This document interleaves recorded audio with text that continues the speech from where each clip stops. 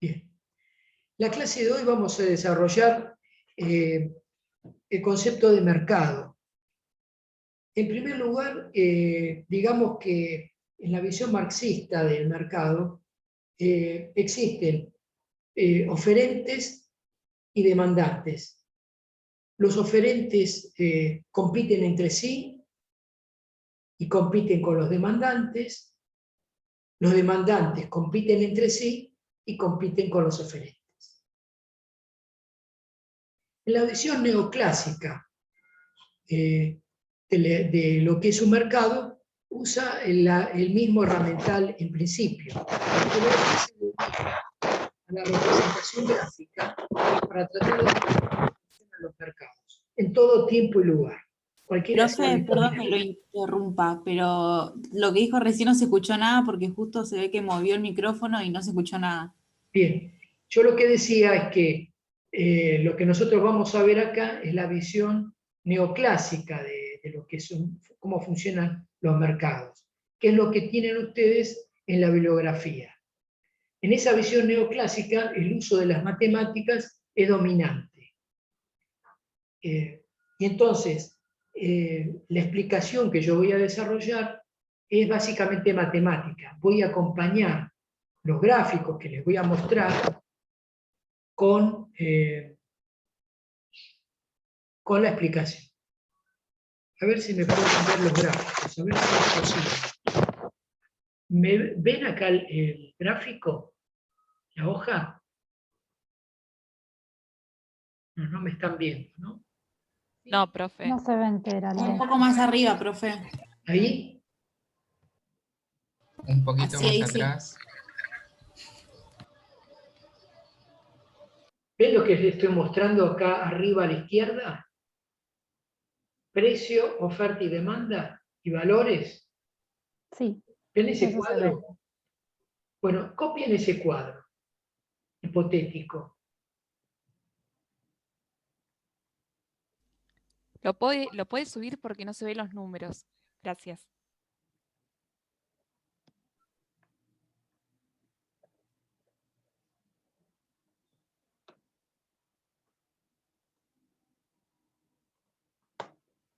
¿Está bien? Y después dibujan lo que tienen al costado. Dos semiejes positivos así vamos a representar la oferta y la demanda. Les voy a mostrar cómo se construye. Las rayitas que están en las ordenadas y las rayitas que están en las abscisas son números. De 0 al infinito. 1, 2, 3, 4, así. En la abscisa también. 0, 1, 2, 3, así. Para representar los números que les puse en el cuadro. ¿Ok? Sí, profe. Bien. Entonces, algunos conceptos. Cuando yo quiero mostrar cómo funciona, por ejemplo, la demanda de un bien por parte de un consumidor, o la demanda por parte del mercado de un bien o de un conjunto de bienes, bueno, construyo una ecuación que representa ese comportamiento y después la represento en un gráfico.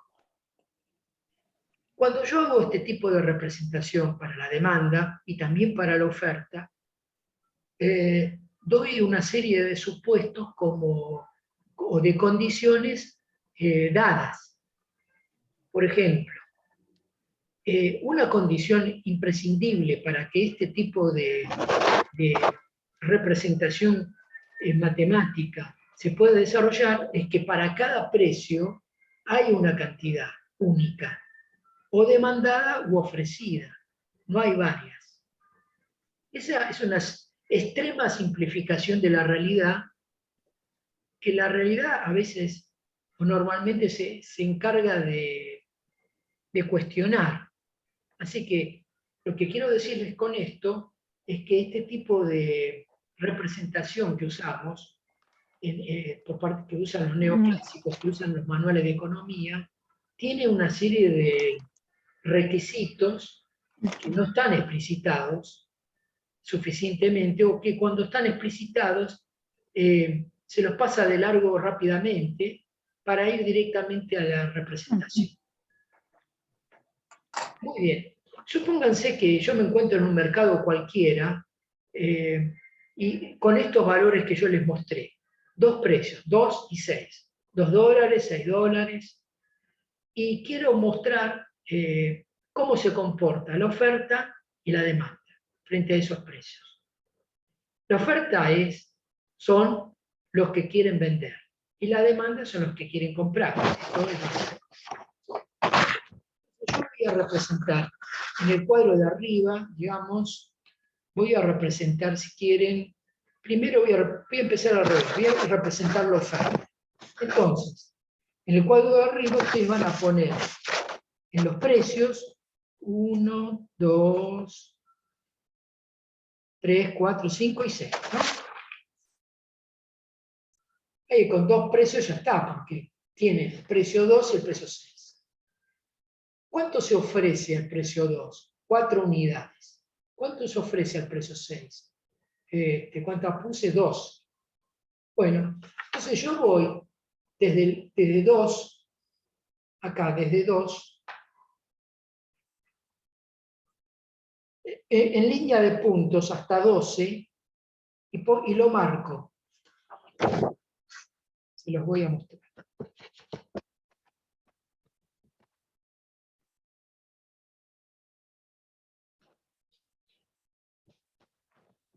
Tienen un punto de la oferta.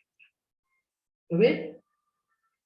A 2 dólares o a 2 pesos, estas cantidades ofrecidas. Y acá hay 2. Entonces lo marco. Y ahora lo mismo hago con 6. ¿Cuántas cantidades ofrecidas? Está mal lo que hice. Nadie me dijo nada. A 2 es 4. Justo le tengo que decir. Bueno, a 2 es 4. Y a 6 es 12. Punto A es a 2 pesos y el punto B es a 6 pesos. 2 y 6. ¿Ok? Luego, uno de los puntos A y B. Con una línea. Esa es una curva de oferta. ¿Ven? ¿Qué está suponiendo esa unión que hice? Que aunque no tengo más datos, en cada uno de los puntos que integra esa curva de oferta se da alguna relación unívoca entre precio y cantidad.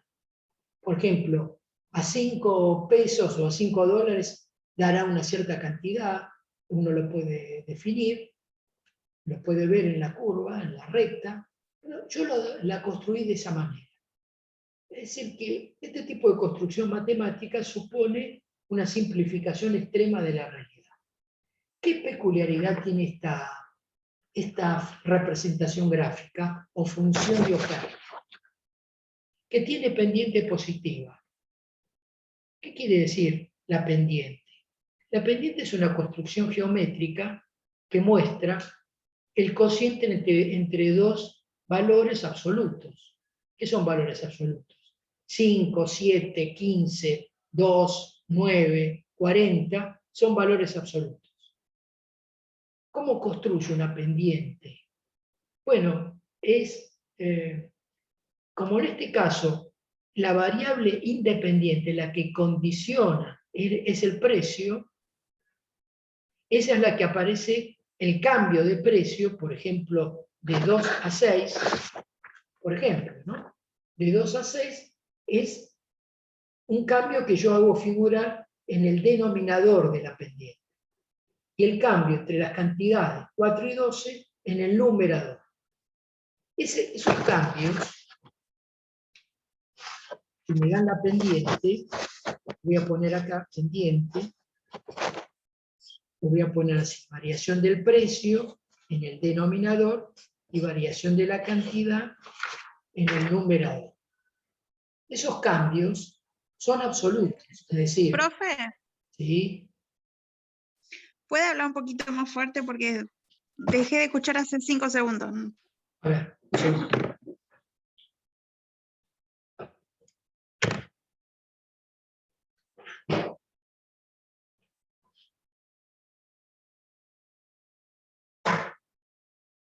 ¿Ahora me escuchan? Sí, perfecto. Bien. Lo que estoy diciendo es que la pendiente compara valores, se construye con valores absolutos. Si ustedes quieren ver la Súbalo un poco más, pendiente de por la favor. función de oferta, entre 2 y 6, lo que hacen es, en el denominador mostramos cuál es la variación del precio. ¿Cuál es la variación? Aumenta de 2 a 6. O sea que acá en el denominador ponen 4, más 4. ¿Y qué pasa con la oferta? Crece de 4 a 12. En el numerador ponen más 8. ¿De acuerdo? Como ustedes creo que aprobaron matemáticas, van a saber cuál es el resultado. La pendiente les da 2, ¿no es cierto? ¿Qué quiere decir? Bueno, que es más 2, que la pendiente es positiva. Es decir, que cuando el precio aumenta, las cantidades ofrecidas aumentan. Esto que les estoy diciendo es lo que se conoce con el nombre de ley de la oferta. Así nomás lo dicen los neoclásicos. Es decir, que... ¿Podría mostrar, por favor, bien el papel que cuando hablamos a la mitad nada más? Ahí, Ahí se ve perfecto a esa altura. Gracias.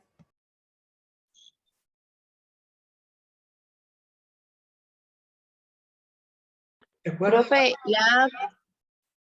¿Cómo? Profe, la AQ y la AP, ¿qué significa? No, esto es delta.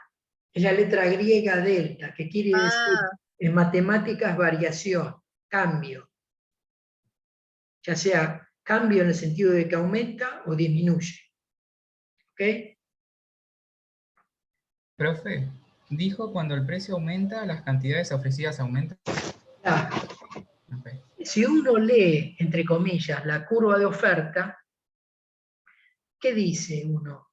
Y esta curva se caracteriza porque todos sus puntos, sus infinitos puntos, muestran que a medida que el precio aumenta, las cantidades ofrecidas aumentan. Cuando eso se cumple, se dice que se está cumpliendo la ley de la oferta. Si no se diera esa situación, no se estaría cumpliendo con la ley de la oferta. Cuando veamos en Economía 2 el comportamiento del mercado del empleo, vamos a ver que la curva de oferta ridículamente puede tener pendiente negativa. Pero en general, a esta altura del partido, siempre vamos a considerar que las curvas de oferta tienen pendiente positiva. Es decir, que siempre se cumple la ley de la oferta. Cuando los precios suben, las cantidades ofrecidas, es decir, las que aparecen en la abscisa, son mayores. Y al revés, si los precios bajan, las cantidades ofrecidas bajan. Con la demanda ocurre lo mismo, pero al revés. Los invito a hacer la representación de la curva de demanda en el gráfico de abajo a 2 pesos y a 6 pesos, y van a ver que la curva de demanda tiene una pendiente exactamente al revés que la anterior, es decir, negativa. Lo voy a hacer yo también.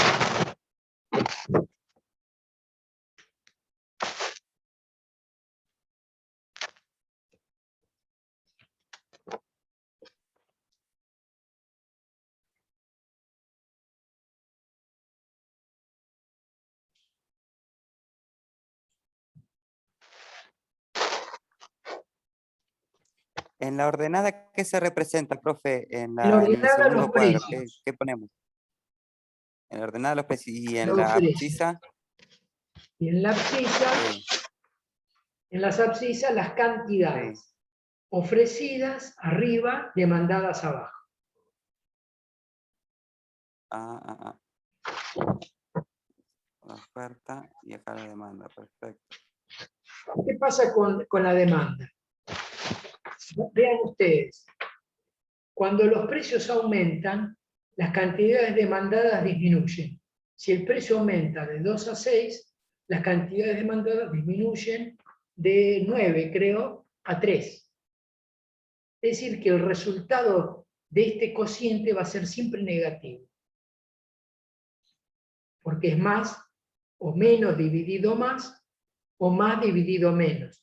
Por la ley de las matemáticas eso da signo negativo. Cuando ocurre eso, estamos en presencia de una ley, de la ley de la demanda. La ley de la demanda dice, para bienes normales, que cuando los precios suben, las cantidades demandadas disminuyen, y viceversa.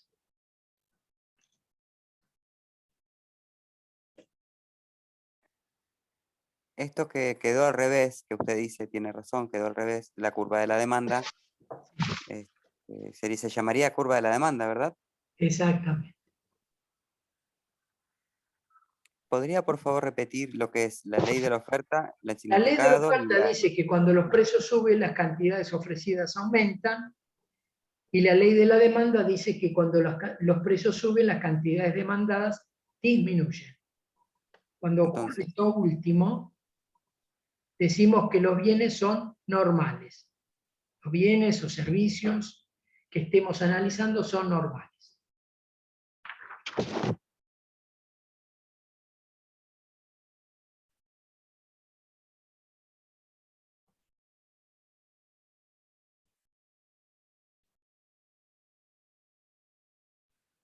Bien.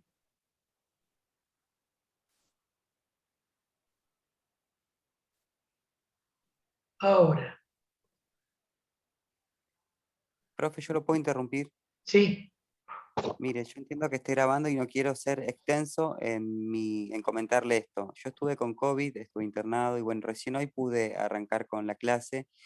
Noté que no pude entregar el primer trabajo práctico. no tenés que entregar nada. Porque estaba cerrado.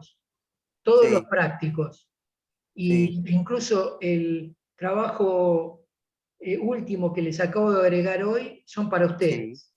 entiendo. Esto que usted está teniendo en cuenta el concepto de mercado de Marx y bueno, lo que está diciéndonos ahora, ¿qué unidad sería?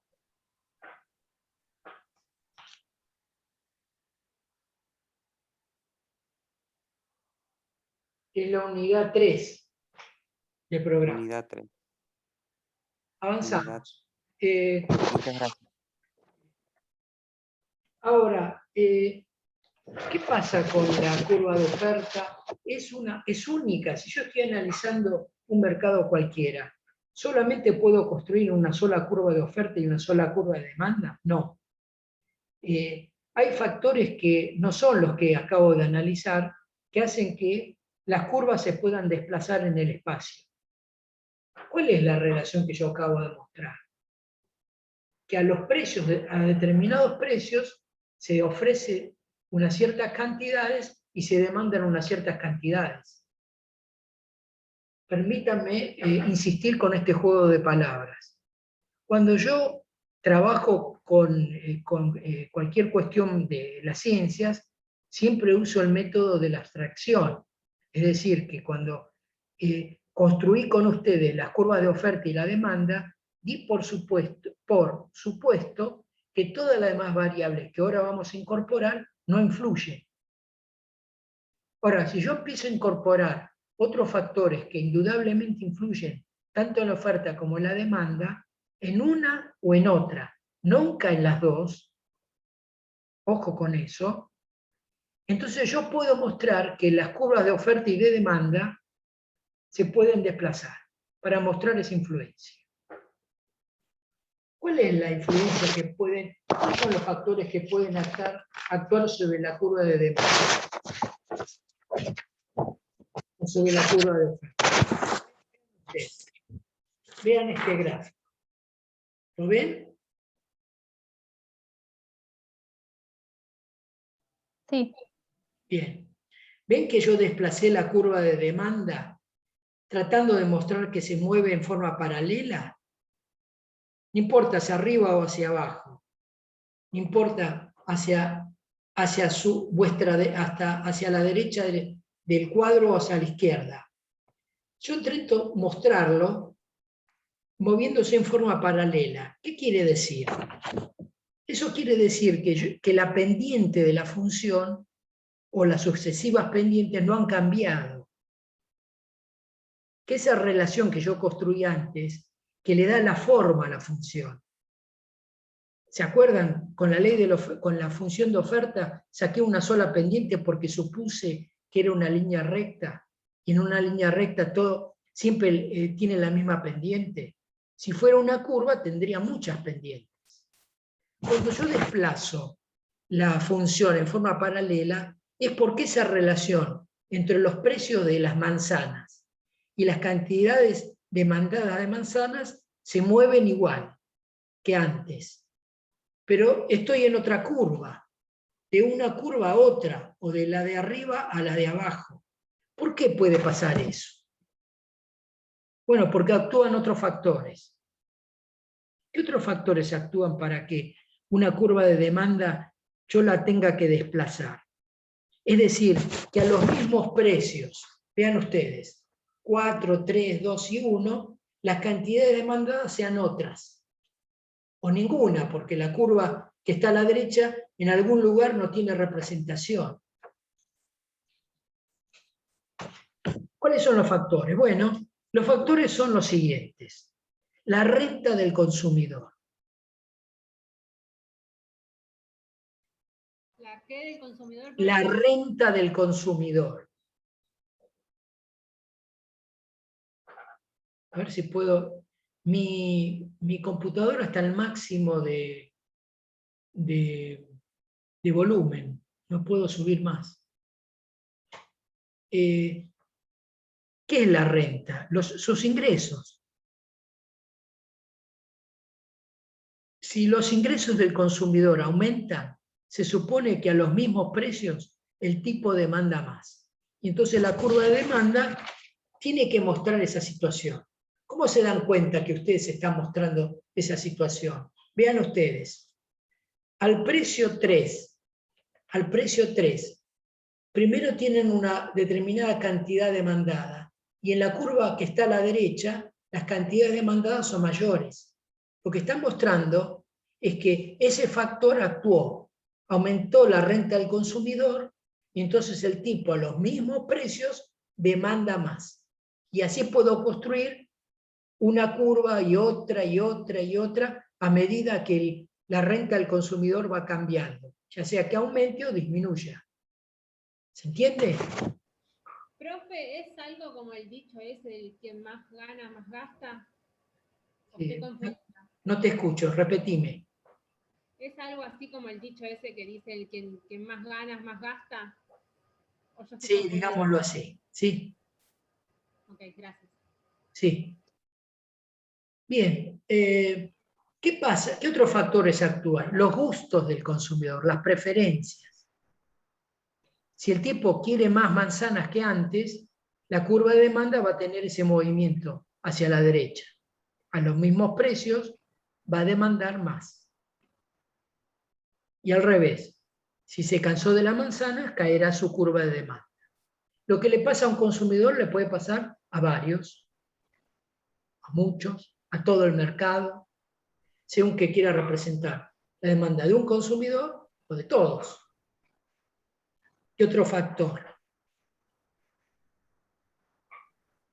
Cuando yo demando manzanas, normalmente, salvo que esté, a ver, ustedes a veces han comido manzanas con dulce de leche. Es decir, acompañan la manzana y le ponen dulce de leche. ¿Han hecho No. esa experiencia? No, profe. Bueno, es una experiencia alucinante, psicodélica. Cuando yo hago eso, y estoy analizando el mercado de las manzanas, la demanda de manzanas, el dulce de leche actúa como bien complementario.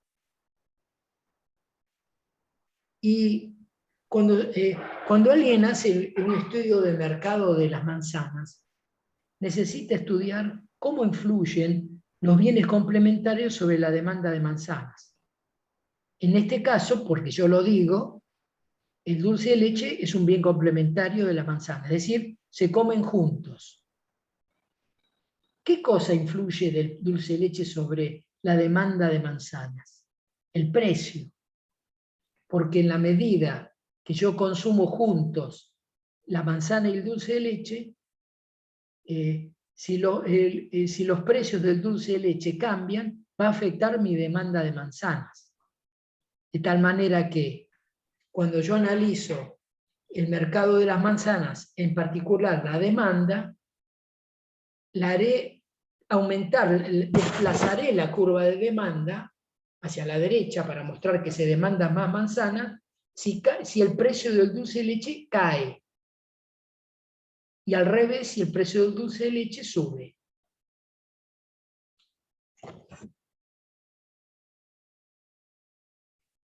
Sigo analizando el mercado de las manzanas. ¿Cuál sería una alternativa a las manzanas? Por ejemplo, salvo que vaya a comer una ensalada de fruta, si como manzanas no como bananas, digamos, o galletitas. ¿Qué serían las galletitas para la manzana? Son bienes sustitutos. La galletita es sustituto de la manzana. Me interesa sí porque yo estoy diciendo que el consumidor que estoy analizando o el mercado que estoy analizando tiene ese comportamiento.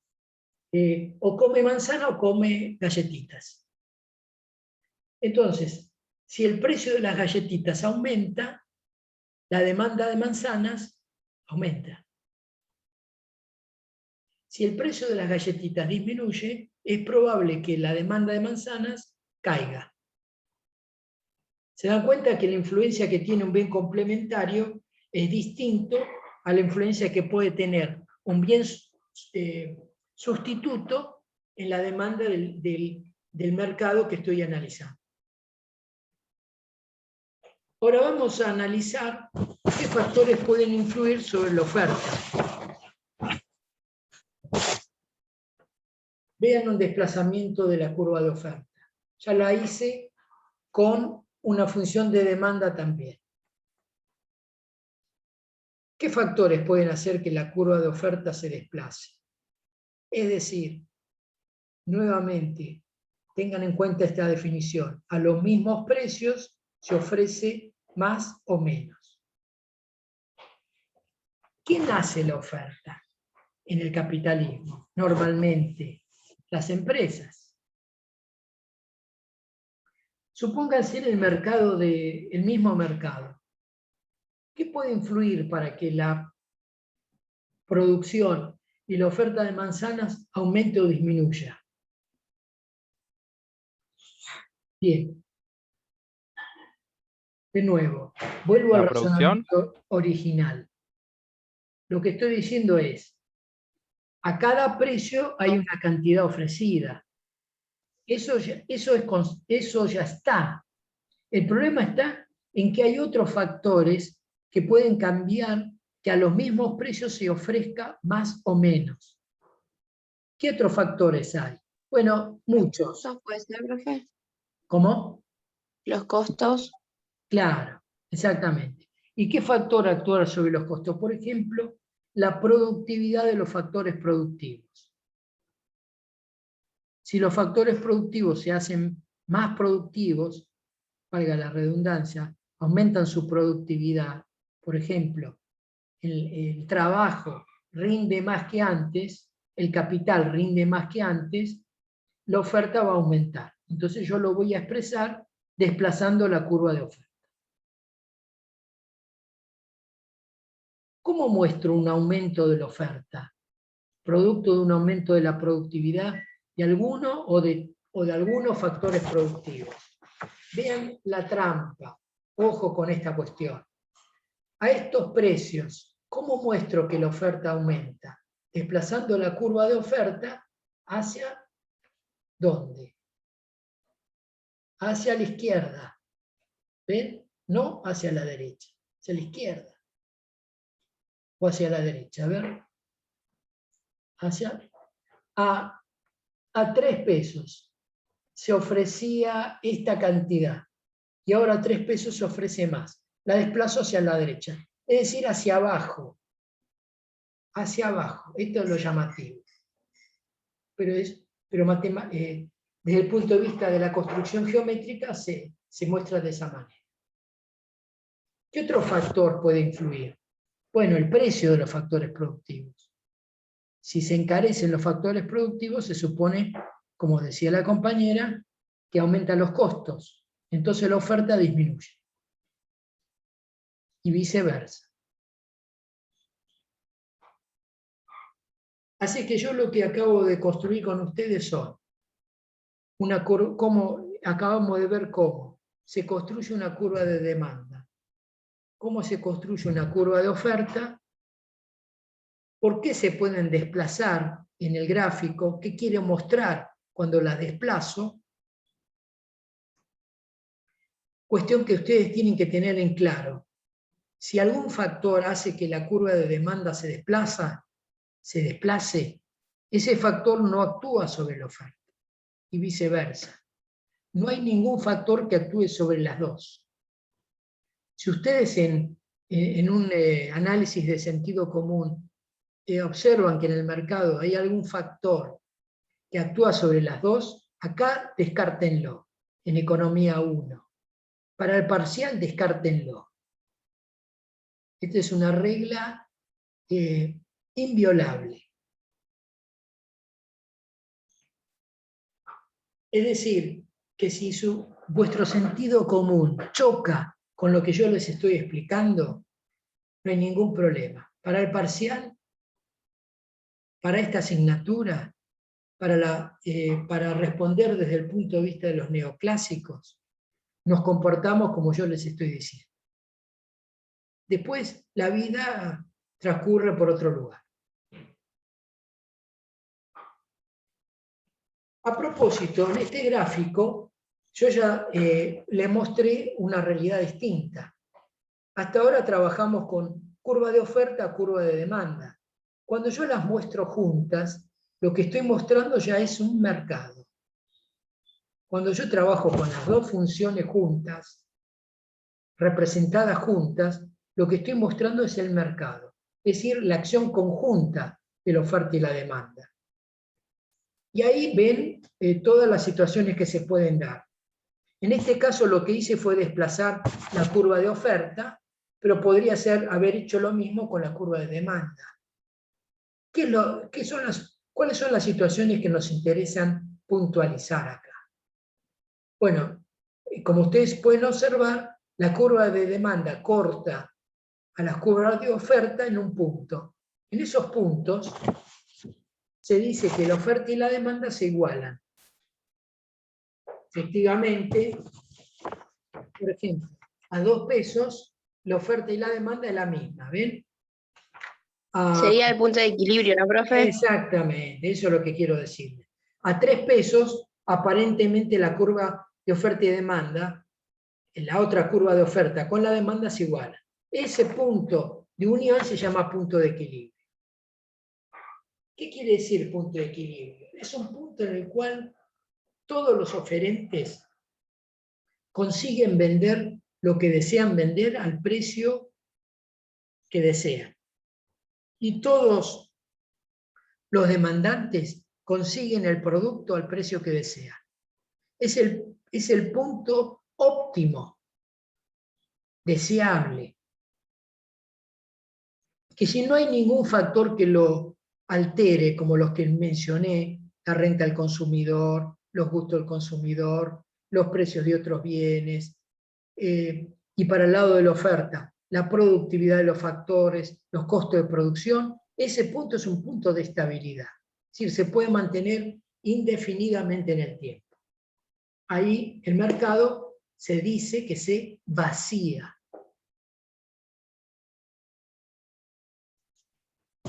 ¿Se entendió? Ahora, ¿qué pasa a 4? A 4 pesos. ¿Ven que a 4 pesos no hay punto de equilibrio? ¿qué observan ustedes? Que la curva de demanda se ubica a la izquierda de las curvas de oferta. Esa distancia horizontal entre la curva de demanda y las curvas de oferta, ustedes la llevan a la abscisa y les da valores, cantidades, es decir, diferencias entre lo que se demanda y lo que se ofrece. En este caso, ¿qué uno puede observar? Que las cantidades ofrecidas a 4 pesos son más que las demandadas. Es decir, que hay un exceso de oferta. Ese exceso de oferta quiere decir que a ese precio hay empresas que no pueden colocar su producción. O, para decirlo de otra manera, la demanda queda insatisfecha. Al revés, aún, vean, entre 1 y 2 hay exceso de demanda. Es decir, que hay gente que se queda sin poder comprar manzanas. ¿Qué ocurre cuando hay exceso de oferta u exceso de demanda? Los neoclásicos nos dicen que si el mercado es libre, es decir, que ni el Estado, ni monopolios privados, ni ninguna institución social interfiere en el mercado de las manzanas, esos excesos de oferta o de demanda van a producir desplazamientos en el mercado de alguna de las curvas hasta llegar al punto de equilibrio. Se los digo conceptualmente. Si hay un exceso de oferta, como acá arriba, un exceso de oferta a 4 pesos, quiere decir que los oferentes van a tener que bajar el precio hasta poder vender toda la producción. Y cuando logran hacerlo, llegan al punto de equilibrio. Y cuando hay un exceso de demanda, los oferentes van a poder subir el precio hasta que logran que ese exceso de demanda desaparezca. Es decir, que habría, por esa mano invisible que los neoclásicos confiaban, un proceso automático en los mercados, no interferidos por factores externos que no sean los que yo les mencioné, que hace que cuando hay exceso de oferta o de demanda, siempre llegamos a un punto de equilibrio. ¿Existe alguna excepción? Bueno, nosotros no lo vemos en esta asignatura, ni en Economía 2, pero hay una excepción de la cual hablan los libros de texto, a lo mejor alguno de ustedes pasa por ese lugar, en un apéndice, que es el denominado teorema de la telaraña. Pero como ese tema no es un tema del programa, simplemente se los dejo mencionado. Los neoclásicos contemplan situaciones en las cuales nunca se llega al punto de equilibrio, o fortuitamente se llega. Pero son excepciones que ellos vinculan con el mercado de los productos agropecuarios. Salvo esa excepción, siempre se supone que los mercados llegan a su punto de equilibrio. Se actúan libremente, tanto la oferta como la demanda.